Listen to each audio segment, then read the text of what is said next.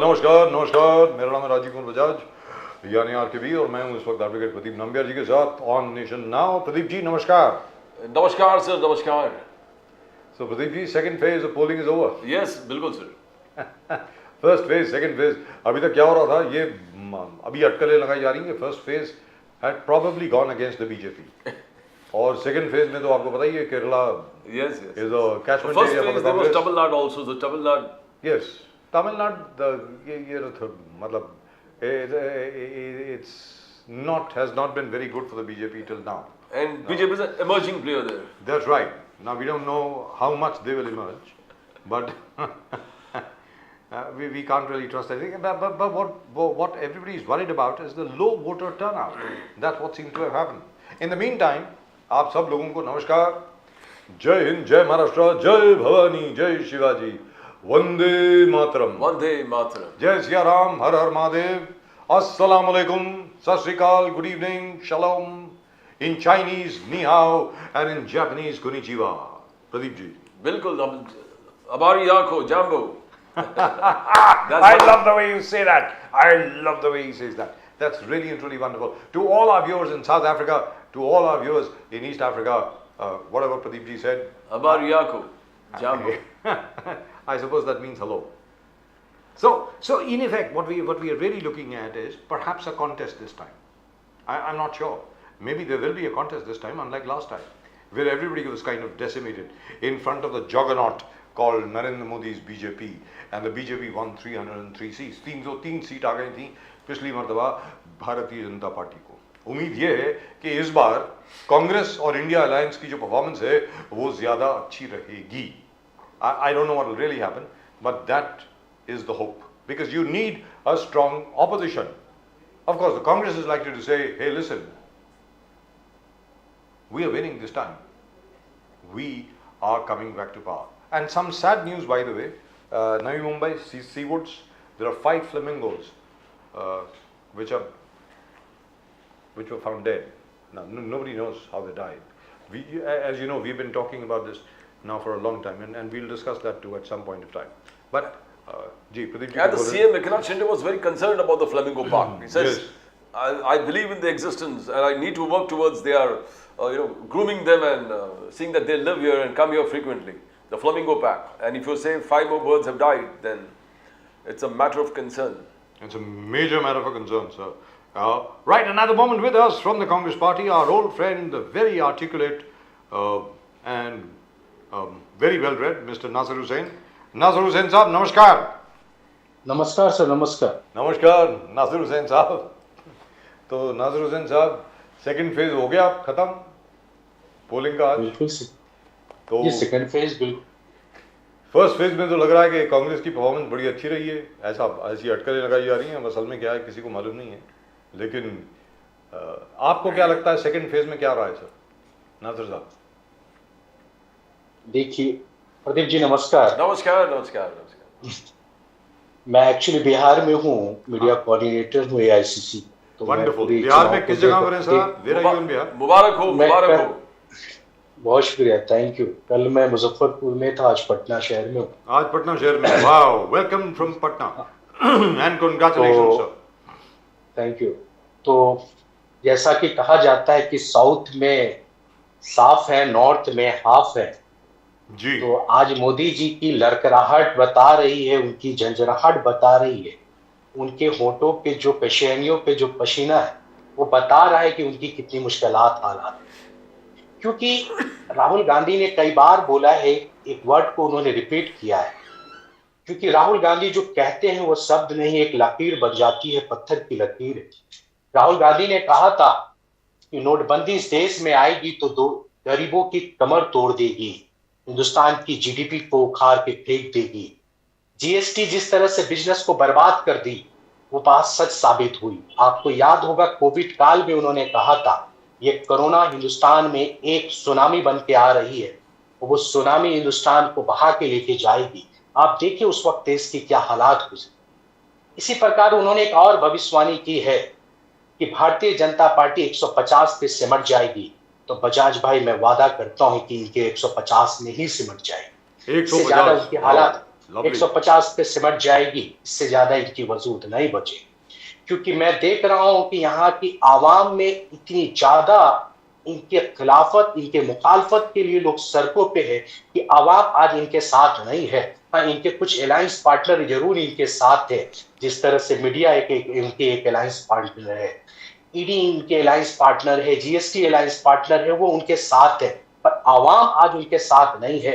आवाम मुखालफत में उनके सामने खड़ी है और ये हिंदुस्तान की आवाम बताएगी कि ये हिंदुस्तान किसका है। तो उनको एहसास नहीं है, उनको लगता है कि हम सब जो कह रहे हैं वो सही है, हिंदुस्तान के लोगों की फिक्र नहीं है। वो बार बार एक अल्फाज लेके आते हैं कि मनमोहन सिंह ने कहा था कि हिंदुस्तान के दौलत पे मुसलमानों का हक है, पर मैंने ऐसी सारी रिकॉर्ड खंगाल के देख ली। आज इलेक्शन कमीशन में हमने कंप्लेंट भी फाइल कर रखा है कि कब मनमोहन सिंह ने कहा था कि हिंदुस्तान के दौलत पे मुसलमानों का हक है। कब कहा उन्होंने अभी कर्नाटका के मैटर लेके आ गए। कर्नाटका में बोलते हैं कि मुसलमानों को ओबीसी में, सारे मुसलमानों को ओबीसी में डाला जा रहा है। एक देश के प्रधानमंत्री को जब ये अक्ल नहीं आ रही है, उनको ये सलाहियत नहीं आ रही है कि कोई भी राज्य सरकार रिजर्वेशन बदल नहीं सकती है, रिजर्वेशन अपनी तरफ से दे नहीं सकती है, जो कॉन्स्टिट्यूशन के हिसाब से ही देना होगा। जब संविधान, जब तक रिजर्वेशन देना भारत सरकार के अंतर्गत में आता है, ना कि राज्य सरकार के अंतर्गत में आता है, ये किस बेस पे बात कर रहे हैं? तो इनकी झूठ, इनकी जुझाहट बता रही है कि ये कहाँ है। तो आज ये राम मंदिर पे वोट मांग रहे हैं, तो कभी किसी चीजों पे। मैं कहता हूं आपने 10 साल में जो कहा, सर ये कहा जा रहा है कि आप लोगों का मंगल सूत्र लूट करके वो क्या है, घुसपैठियों को देने वाले, ये कहा जा रहा। उन्हें नहीं मालूम है कि उन्हें मंगलसूत्र क्या होता है। अंग्रेजों की भी ताकत नहीं रही, ना मुगलों की सल्तनत खत्म हो गई, उनकी हैसियत नहीं रही कि हमारे माँ बहनों के गले से कोई मंगलसूत्र उतार दे। उन्हें नहीं मालूम है इंदिरा गांधी ने अपने देश के नाम पे पूरी दौलत निछावर कर दी, उन्होंने सोने गहने दे दी।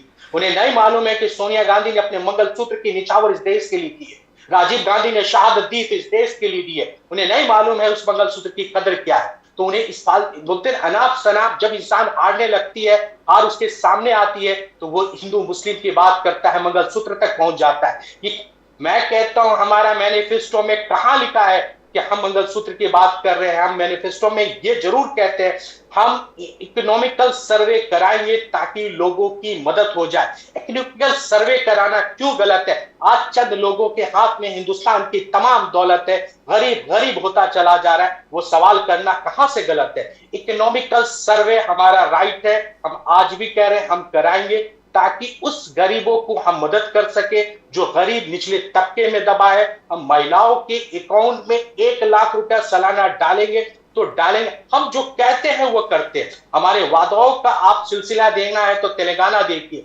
हमारे वादों को पूरा होते हुए देखना है तो कर्नाटका देखिए, हिमाचल देखिए। जो कांग्रेस कहती है वो करती है। हमने ओपीएस का वादा किया है, 1 रैंक पेंशन का तो हम करेंगे। हमने कहा है अग्निवीर को हम रद्द करेंगे तो करेंगे। ये जो बेचैनी है, जब देश के सेनाओं को कॉन्ट्रैक्ट में डाल देते हैं तो इनकी हैसियत क्या है हमसे सवाल करने की? जब देश के सेनाओं को आप कॉन्ट्रैक्ट में डाल रहे हो, आप उन्हें 4 साल के बाद वो कहां जाएंगे, उनके मुस्तकबिल का कोई पता नहीं है, वो कब यहां जॉब करेंगे। हम उनके पक्की नौकरी का वादा करते हैं, हम नौजवानों के पक्की नौकरी का वादा करते हैं, जो पढ़े लिखे डिप्लोमा ग्रेजुएट बच्चे उनके पक्की नौकरी का वादा करते हैं। तो इनके वादों का कोई पड़ाव नहीं है।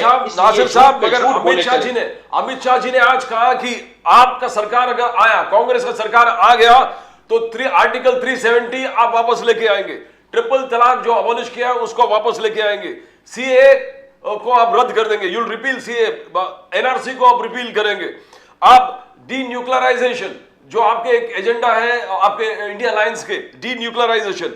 और चिदम्बरम जी ने कहा कि न्यू क्रिमिनल लॉज जो अमित शाह जी ने रिसेंटली पास कराया था पार्लियामेंट में, वो रद्द करेंगे, चिदम्बरम जी ने खुलेआम कहा। तो अमित शाह जी ने कहा कि ये सब वापस आने वाले जो हमने सख्ती से देश हित में किया है वो सब वापस आएगा if Congress come back to power. बोलिए नासिर हुसैन साहब, अमित शाह का स्टेटमेंट है आज का। अमित शाह क्या बोलते हैं वो मायने नहीं रखता है, देश के लोग क्या बोलते हैं वो बहुत मायने रखता है। 370 कांग्रेस ने ये नहीं कहा है कि हम वापस लेके आएंगे या लाएंगे, ये कभी कांग्रेस ने ये बात तो नहीं। हम 370 के बहस पे जा ही नहीं गए। 370 के लोगों ने जो उनको समर्थन किया था लद्दाख में, आज वो उनके खिलाफ करे। मैं बात करता हूं इक्वलिटी की, मैं बात करता हूं बराबरी की। आर्टिकल 14 क्या कहता है, ये सीएए की बात करते हैं। हम क्यों बोलते हैं कि कॉन्स्टिट्यूशन खतरे में है, हम क्यों कहते हैं कि संविधान खतरे में है, तो उसका मैं सबूत देता हूं। आर्टिकल 14 यही कहता है कि हिंदुस्तान में इक्वलिटी होनी चाहिए, धर्म नहीं देखना है, नेशनलिटी नहीं देखना। आपको एलिजिबिलिटी के हिसाब से नेशनलिटी देना है, आप धर्म देख के नेशनलिटी नहीं दे सकते। जब आर्टिकल 14 पे हमला हो रहा है तो संविधान पे हमला हो रहा है। जब संविधान पे हमला होगा तो मैं बार बार कहता हूं कि इस लोकतंत्र पे हमला होगा, तब हम इसके खिलाफ खड़े हो जाते हैं। नेशनलिटी देने के खिलाफ कोई नहीं है। आप एलिजिबिलिटी देखो, वो कौन सा धर्म है ये बहुत मायने नहीं है, वो हिंदुस्तान के लिए वफादार है या नहीं है वो बहुत मायने है। हमारे हिंदुस्तान के साथ गद्दार कर कोई हो, वह किसी कौम का हो, वो हम उसे बर्दाश्त नहीं करेंगे। हम कहते हैं उसका वेरिफिकेशन करो, वो इस हिंदुस्तान के नेशनलिटी के एलिजिबल है तो आप दे दो। कि क्या हमने 2014 से पहले लोगों को नेशनलिटी नहीं दी? तमाम लोगों को नेशनलिटी दी है। 370 के खिलाफ पूरा लद्दाख खड़ा है। क्यों आज खड़ा है? क्योंकि उनके मुस्तकबिल आज खतरे में हो गए। चाइना हमारे जमीन पे आके बैठा, उस पर बात नहीं कर रहे। देश की आर्थिक स्थिति बद से बदतर हो गई, उस पर बात नहीं कर रहे। लोग कर्ज के दलदल में दबते जा रहे, उस पर बात नहीं कर रहे। तो आप बात कर रहे हिंदू की, आप बात कर रहे मुसलमानों। क्यों क्यों नहीं बात करते हैं बेसिक नीडों पे? क्यों बेरोजगारों को आज रोजगार नहीं मिल रहा है? क्यों आज हमारे किसान आत्महत्या कर रहे, इस पे बात करो। क्यों नहीं उनके फसलों का असल दाम मिल रहा है? क्यों नहीं? क्यों किसानों को आज खाद नहीं मिल रहा है, उस पे बात करो। क्यों बिजलियों का दर दिन पे दिन दर बढ़ता जा रहा है, उस पे बात करो। क्यों महंगाई आसमान छू रही, उस पे बात करो। तो आप असल मुद्दों पे चुनाव नहीं लड़ना चाहते। हिंदुस्तान की आवाम बताएगी कि ये हिंदुस्तान किसका है। अब विरासत से तय नहीं होंगे सियासत के फैसले, ये वक्त बताएगी आसमान किसका है। नासिर हुसैन साहब, मगर आप डी न्यूक्लियराइजेशन के बात करोगे, आपके एलाइज कहेंगे कि हम डी न्यूक्लियराइज करेंगे, तो आज देश एक शक्ति बना है पूरे विश्व में। हम ब्रह्मोस मिसाइल एक्सपोर्ट कर रहे हैं। फिलीपींस और चाइना के अलग अलग जितने भी दुश्मन देश है, बॉर्डर लाइन स्टेट्स है, कंट्री है, वहां हम ब्रह्मोस मिसाइल एक्सपोर्ट कर रहे हैं। मगर आप अगर पावर में आ गए और आपके घटक दल ने कहा कि डी न्यूक्लियराइज करो, हम इस आर्मामेंट की तरफ नहीं जाएंगे, तो हम जो आज सशक्तिकरण किए हैं, तो बीजेपी का क्या है ना कि ये गोइंग टू फॉल डाउन, हमारा एजेंडा ही क्लोज होगा। प्रदीप जी, ये कांग्रेस के मैनिफेस्टो में है क्या? कांग्रेस ने कहा है क्या? हम हर के बातों का जवाब नहीं देते। हमारे कांग्रेस की जो मैनिफेस्टो है, आप उस पर बात करें। मैंने मैनिफेस्टो में कहा है कि हम उसे बदल देंगे? हमने कब कहा? मैं कह रहा हूं, मैं लोकल मुद्दों पे चुनाव, विदेश नीति की बात ही नहीं है। विदेश नीति की आप विदेश नीति की बात करेंगे तो हिंदुस्तान की ताकत जानी जाती है पासपोर्ट से। आज पासपोर्ट की रैंकिंग कहां है, आप बताइए। आज दुनिया की पासपोर्ट की रैंकिंग क्यों बिछड़ता चला जा रहा है? क्यों उस पर बात नहीं करेंगे? मैं कह रहा हूं, जो मुद्दा नहीं है उस मुद्दे को जबरदस्ती लाने का। यहां पर एक चीज है नासिर साहब, राहुल गांधी जी ने कहा है, आज का है, आपने जरूर सुना होगा। राहुल गांधी जी ने यह कहा है लोगों को कि भाई देखिए, अब ये लोग तकलीफ में हैं, जरा डर गए हैं, तो अब ये हिंदू मुस्लिम और ज्यादा करेंगे, नंबर 1। नंबर 2, मंदिर मस्जिद करेंगे। नंबर 3, पाकिस्तान चाइना करेंगे।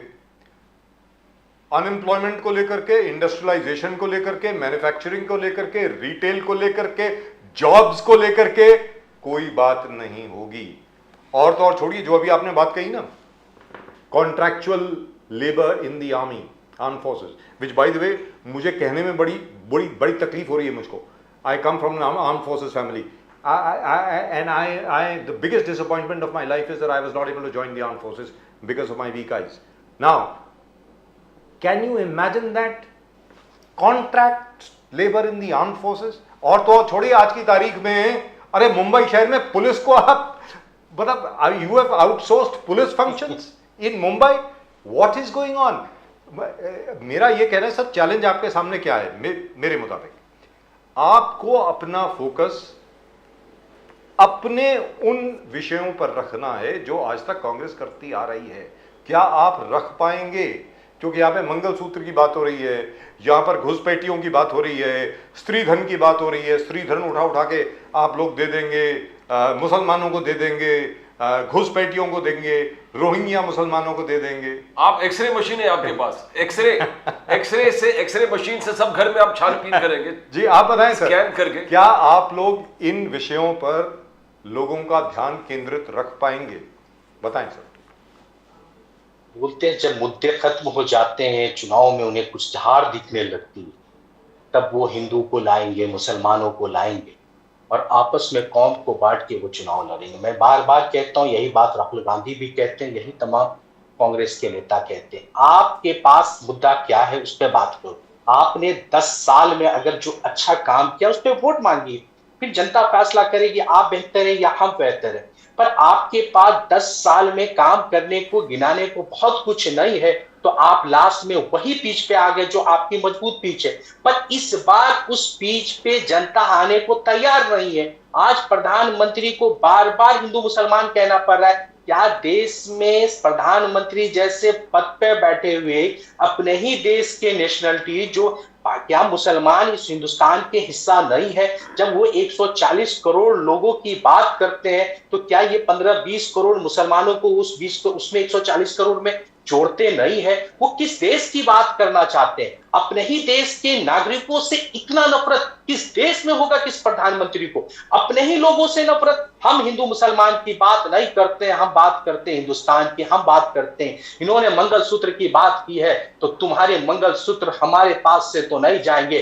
कांग्रेस के पास से अगर जाएंगे तो 1 लाख रुपया सालाना जाएगा, 8,500 रुपया महीना जाएगा। कांग्रेस के पास से जाएगा तो सुरक्षा जाएगा, कांग्रेस के पास से जाएगा तो उनकी अस्मिता बचेगी। कांग्रेस सत्ता में आती है तो उनको वो हक देंगे जो उनके हक और हकूक है। हमने 27% रिजर्वेशन, हम कहते हैं ना, हमारा 1930 का आप लाहौर अधिवेशन देखिए, हमारा अधिवेशन क्या कहता था? तो लोगों को, महिलाओं को जहां वोटिंग की राइट नहीं थी, हमने वोटिंग की राइट दी, उनके हक हकूक की बात की, उनको बराबरी के लाख के खड़ा किया। क्या ये महिलाएं 10 साल में सत्ता में आ गई? 10 साल से उन्हें भी हमने किया, हमारी कांग्रेस के इतिहास ने किया, कांग्रेस के विजन ने किया कि महिलाओं को हमने बराबरी का हक दिया है। आज आप कहते हैं महिलाएं, क्यों मणिपुर पे आप नहीं बोलते हैं जब महिलाओं की इज्जत पे हमला हो रहा था? आप क्यों नहीं उस महिलाओं की इज्जत आबरू के लिए प्रधानमंत्री के कौम मुंह से आवाज आती है? क्यों नागा समाज, क्यों मैती समाज, क्यों कुकी समाज आपस में झगड़ा करता रहा, लड़ते रहे, एक दूसरे को मारते रहे? क्या प्रधानमंत्री वहां गए? नहीं गए। उनके आंसू पोंछने के लिए वक्त नहीं था। आप बताइए, उन्नाव के अंदर दलितों पे अत्याचार हुआ, महिलाओं के साथ बलात्कार हुआ, दिल्ली के अंदर महिला खिलाड़ी दिल्ली के सड़कों पे बैठी रही, प्रधानमंत्री कभी नहीं बोलते। वो संदेश काली की बात करते हैं नासिर साहब, संदेश काली की बात करते हैं। वो संदेश काली में वो सिर्फ संदेश खाली क्यों याद है? मैं संदेश खाली के कांग्रेस ने समर्थन फॉरेन आर्म्स पकड़े, विदेशी वेपन्स पकड़े हैं, संदेश खाली में आपने बयान दिया, मैं आपके समर्थन में हूं, मगर आप वही बयान क्यों नहीं मणिपुर में देते हैं? क्यों नहीं बयान आप उन्नाव पे दिया? क्यों नहीं बयान आपने दिल्ली के महिलाओं यहाँ पर एक चीज आप संदेश खाली पर एक सेकंड सर, संदेश खाली पर और वेस्ट बंगाल के ऊपर यह आरोप लगाया जाता है कि आज भी बोला है, आदरणीय सम्मानीय अमित शाह जी ने बोला है, उसके पहले हमारे सम्मानीय प्रधानमंत्री जी ने बोला है कि आपने बांग्लादेश से इतने घुसपैठिए अंदर बुला लिए हैं जो आपके वोटर्स हैं, आपका वोट बैंक बन गया।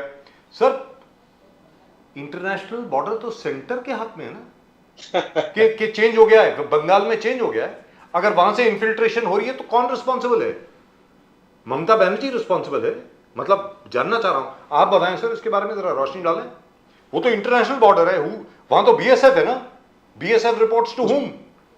उसको कौन कंट्रोल करता है? भारत की सरकार, डिफेंस मिनिस्ट्री करती है, होम मिनिस्ट्री करती है। वो देख आखिर कहां है हमारे रक्षा मंत्री? अगर बांग्लादेश से घुसपैठे हमारे हिंदुस्तान में आ रहे हैं तो इसकी फेलियर भारत की सरकार है, ना कि ममता बनर्जी। मैं ममता बनर्जी के संदेश खली का कोई समर्थन नहीं करता। अगर वहां गलत हुआ है आप सजा दीजिए, कांग्रेस ने कभी आपका विरोध नहीं, मगर आप वन साइड बात करते हैं। जहां ओपोजिशन की सरकार होती है उसके खिलाफ आप बोलते हैं, अपने लोगों के खिलाफ आप खामोश हो जाते हैं, तब 2 मापदंड हो जाता है। तब वो हम आपके, क्योंकि हिंदुस्तान के नागरिक सभी हैं, अगर कहीं जुर्म हो प्रधानमंत्री को न्यूट्रल होकर बोलना चाहिए। एक तरफ आप दूसरी बात करते हैं, मणिपुर पे दूसरी बात करते हैं।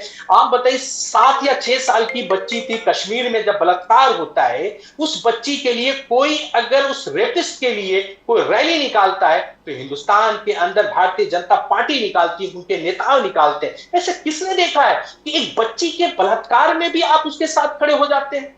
ऐसा कौन होगा इस देश में? आप बताइए। उस महिलाओं को हक और उस महिलाओं के हक हकूक की क्यों नहीं बात करते हैं? आप बताइए, गुजरात के अंदर बलात्कारियों को छोड़ दिया जाता है, उसके स्वागत करने के लिए कौन लोग जाते हैं? कौन भारतीय जनता पार्टी के लोग? तो प्रधानमंत्री को बोलने का हक खत्म हो चुका है महिलाओं के लिए। महिलाओं की सुरक्षा और तो अस्मिता को नहीं बता सकते। सर, तो यहां पर मंगलसूत्र याद नहीं आता उन्हें याद, मैं कह रहा हूं मंगलसूत्र, मैं कहा उन्हें मंगलसूत्र की कद्र नहीं मालूम। मैंने कहा ना, मुगलियों की भी औकात नहीं रही, ना अंग्रेजों की औकात रही कि हमारे मां बहनों से कोई मंगलसूत्र चुन सके। जब तक हिंदुस्तान की कॉन्स्टिट्यूशन कायम है, हम जैसी लोकतांत्रिक पार्टी है, किसी की हिम्मत नहीं कि हमारे बहनों के गले पे कोई हाथ डाले। कॉन्स्टिट्यूशन तो चेंज करने वाले हैं सर। ये इन्हें इसलिए तो आवाम इन्हें 150 पे समेट के इन्हें घर बैठा देगी ना, कॉन्स्टिट्यूशन चेंज करने के लिए। सब जिन्हें लोकतंत्र पे भरोसा होगा वो 400 सीटों की बात नहीं करेगी। उसे कैसे मालूम कि हमें 400 सीट आ रही है?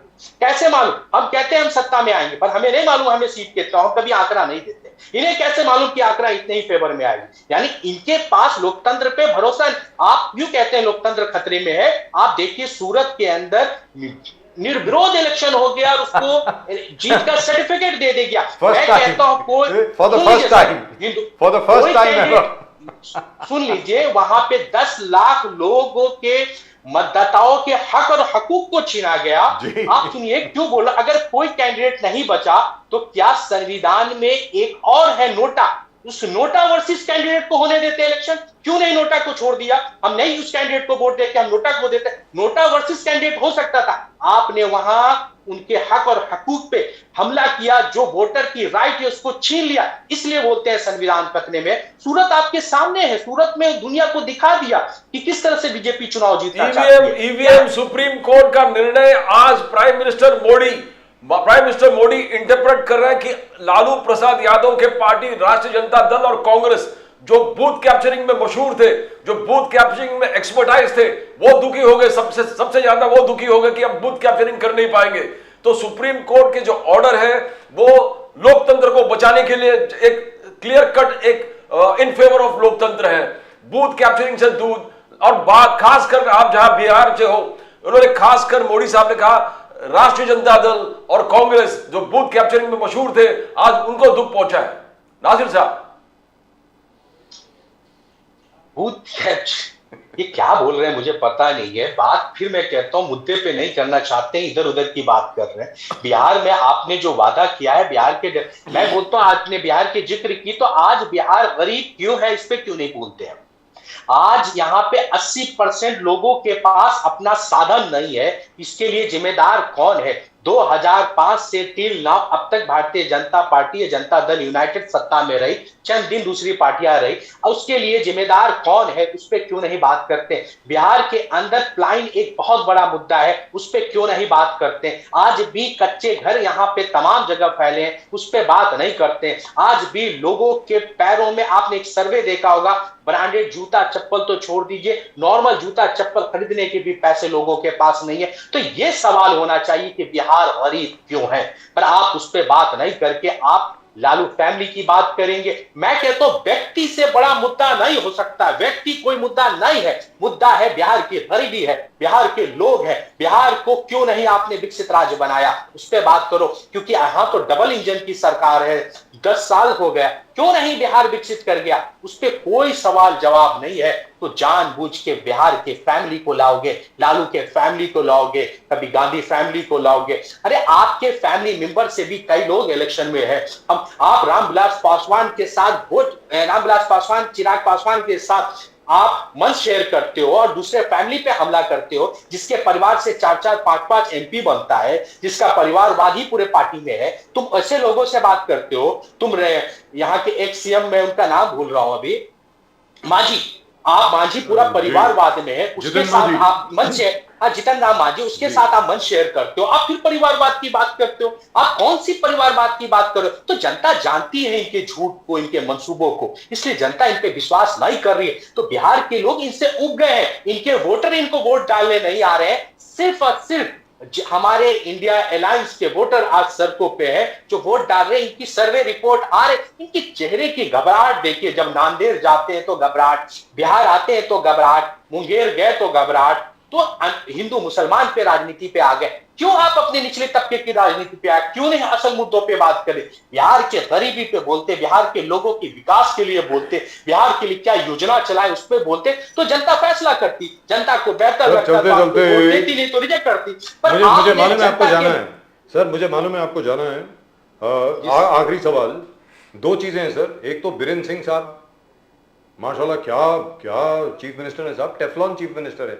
मतलब इतना होने के बाद भी अभी भी विराजमान है सर मणिपुर में, जबरदस्त है। उनके खिलाफ कोई एक्शन नहीं हुआ। उसके अलावा हिंदी बेल्ट में जो सीटें हैं, आज तो खैर सिर्फ 5 सीटों के ऊपर इलेक्शन हुआ है आज तो बिहार में, जहां तक मेरा ख्याल है। आज बिहार में 5 सीटों के ऊपर, इन टोटल 88 सीट्स पे इलेक्शन हुआ है इस बार। अभी तो अभी कोई 2009 के करीब सीटें जो हैं कि 2021 के करीब सीटें जो हैं उन पे इलेक्शन हो चुका है 2 फेजेस में। और ये कहा जा रहा है, अभी तक का जो विश्लेषण आया है, यहाँ पे बीजेपी की स्थिति जरा अच्छी नहीं रही है ज्यादा। तो आपको क्या लग रहा है इस बार आप लोग हिंदी बेल्ट में जो उनका गढ़ है भारतीय जनता पार्टी का, वहां पर आप रोक पाएंगे बीजेपी के रथ को, विजय रथ को? मैंने कहा ना, साउथ में साफ है, नॉर्थ में हाफ है, तो इनका जाना तय है। 150 से ऊपर ये नहीं जाएंगे, तो इनकी रथ रुकनी हम नहीं रोक रहे हैं सर। मैं बार बार बजाज भाई कह रहा हूं, ये इलेक्शन आवाम वर्सेस भारतीय जनता पार्टी है। आवाम निकल के वोट कर रही है, आवाम अपने मुस्तकबिल को देख रही है, क्योंकि बेरोजगारी 47 साल में सबसे चरम सीमा पे है सर। लोगों के पास रोजगार नहीं है, लोगों के पास हालत बहुत बद से बदतर है। इसलिए मैं बोल रहा हूं कि लोगों की हालात इतनी बदतर है कि सर लोग सड़कों पे इनके लिए वोट डालने नहीं आ रहे। तो मैं कह रहा हूं, आज जनता ने डिसाइड कर लिया है इन्हें वापिस भेजने का, तो मैं वादा करता हूं कि इन्हें जाना ही पड़ेगा। मैं बार बार कहता हूं, आप बादलों से सूरज को ढक नहीं सकते हो। कांग्रेस वो सूरज है कि जो बादलों को चीर के निकलेगी और तमाम जहां में रोशनी फैलाएगी। क्या बात है सर, क्या बात है। Thank you so much sir Nasir साहब। Thank you so much sir, thank you so Congratulations much again for your new appointment as the media head of Bihar from the Congress party. You deserve it, sir. I think you deserve to be in thank you sir, Parliament. Thank you so We'll much. see you in Parliament soon. नासिर साहब, thank very you sir, very much. आपकी दुआ, आप लोग की दुआ रही तो जरूर है। बिल्कुल रहेगी, हमेशा आपके साथ। You are worthy. शुक्रिया, आप नमस्कार। worthy of that. That's right. Thank you sir, thanks a lot. It's lovely talking to you. Thank you very much. Now, that's a man whose heart is totally in Yes. the Congress and who's really, And really he well always prepared. talks sense. I mean, एकदम neutral हो। भले कांग्रेस का कोई policy है which he doesn't like, ना ही बोल देते कि I am not with it. जी हाँ, especially आम आदमी party and Mr. Arvind Kejriwal उसके ऊपर बोलते ही नहीं है, बिल्कुल दुरुस्त बात है जी। Another moment with us from the Sharad Pawar